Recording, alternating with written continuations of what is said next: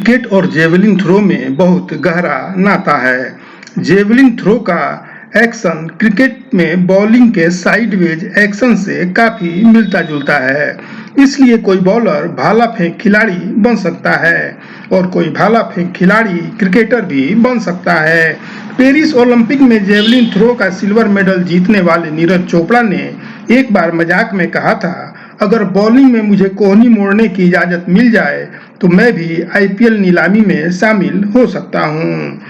Paris Olympic में gold medal जीतने वाले पाकिस्तान के अरशद नदीम पहले क्रिकेट खेला करते थे, लेकिन अपने बड़े भाई के कहने पर वे एथलेटिक्स में आ गए थे। इसी तरह पेरिस ओलंपिक में ब्रॉन्ज मेडल जीतने वाले ग्रेनाडा के एंडरसन पीटर्स मूलतः फास्ट बॉलर है। ग्रेनाडा वेस्ट इंडीज द्वीप समूह का एक देश है। एंडरसन कुछ समय पहले कहा था उन्होंने, मैं नेचुरल फास्ट बॉलर हूं, मुझे लगता है कि मैं इतनी तेज गेंद फेंक सकता हूं जो बल्लेबाज को दिखाई न पड़े। लेकिन विश्व क्रिकेट में एक ऐसा भी खिलाड़ी हुआ है जिसने टेस्ट मैच तो खेला ही है, उसने ओलंपिक में जेवलिन थ्रो का सिल्वर मेडल भी जीता है। नमस्कार, मैं हूं अशोक शर्मा और आप सभी का मेरे YouTube चैनल में स्वागत है। दक्षिण अफ्रीका की महिला क्रिकेटर सुनेटे विल्जोयन ऐसी इकलौती खिलाड़ी हैं जिन्होंने टेस्ट क्रिकेट और ओलंपिक का मेडल भी जीतने का कारनामा एक साथ किया है। सुनेटे विल्जोयन ने 17 साल की उम्र में ही अपना अंतर्राष्ट्रीय क्रिकेट करियर शुरू कर दिया था जब वे स्कूल में पढ़ती थीं। सन 2000 में उन्होंने इंग्लैंड के खिलाफ अपना वनडे करियर शुरू किया था। वे सबसे कम उम्र में वनडे खेलने वाली उस समय खिलाड़ी थीं। दक्षिण अफ्रीका की 2000 का महिला विश्व कप न्यूजीलैंड में हुआ था और सुनेटे विल्जोयन दक्षिण अफ्रीकी टीम में ऑलराउंडर की हैसियत से शामिल थीं। अंतिम वनडे जब खेला तो उनकी उम्र केवल 19 साल थी और 19 साल की उम्र में ही उन्होंने क्रिकेट को छोड़कर एथलेटिक्स की दुनिया में अपना कदम बढ़ा दिया।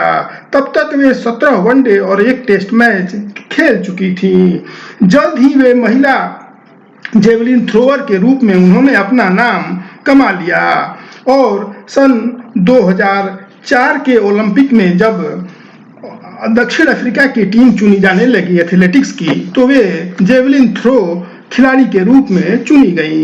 लेकिन 2004 और 2008 के ओलंपिक में विल्जोयन का प्रदर्शन बहुत ही निराशाजनक रहा। वे प्रमुख 20 खिलाड़ियों में भी शामिल नहीं हो सकी। लेकिन 2012 के ओलंपिक में उन्होंने जबरदस्त वापसी की और महिला जेवलिन थ्रो प्रतियोगिता में चौथा स्थान प्राप्त किया। वे मामूली अंतर से ब्रॉन्ज मेडल जीतने से चूक गई थी, लेकिन उन्होंने सन 2016 के ओलंपिक में तो कमाल ही कर दिया। उनकी उम्र तब तक 33 वर्ष हो गई थी और वे रजत पदक जीतने में कामयाब रही थी। जब वो सिल्वर मेडल जीतने के लिए वे निरंतर संघर्ष करती रही थी। 3 ओलंपिक के बाद उन्हें आखिरकार कामयाबी मिली। 33 साल की उम्र में जब आमतौर पर एथलीट रिटायर होते हैं तब उनका करियर शीर्ष पर था। इस 2016 के ओलंपिक में क्रोएशिया की सारा कोलक ने स्वर्ण पदक जीता था। 2016 के ओलंपिक में दक्षिण अफ्रीका ने 1 स्वर्ण, 6 रजत और 2 कांस्य पदक प्राप्त किए थे। इस समय विल्जोयन की उम्र 40 साल है और वे दक्षिण अफ्रीका में क्रिकेट अभी भी वो खेल रही हैं। 2019 में उन्होंने महिला क्रिकेट में फिर से वापसी की थी। अभी वे अफ्रीका की club cricket Lions women's team की सदस्य हैं और हाल ही में उन्होंने कुछ माह पहले केवल 46 गेंदों पर 46 रन की पारी खेली थी। जैसा कि सभी को मालूम है कि भारत में भी ऐसे क्रिकेट खिलाड़ी हुए हैं जो शुरू में जेवलिन थ्रो करते थे। अभी बीसीसीआई के अध्यक्ष और 1983 विश्व कप के विजेता टीम के सदस्य रोजर बिन्नी स्कूली स्तर पर जेवलिन थ्रो करते थे।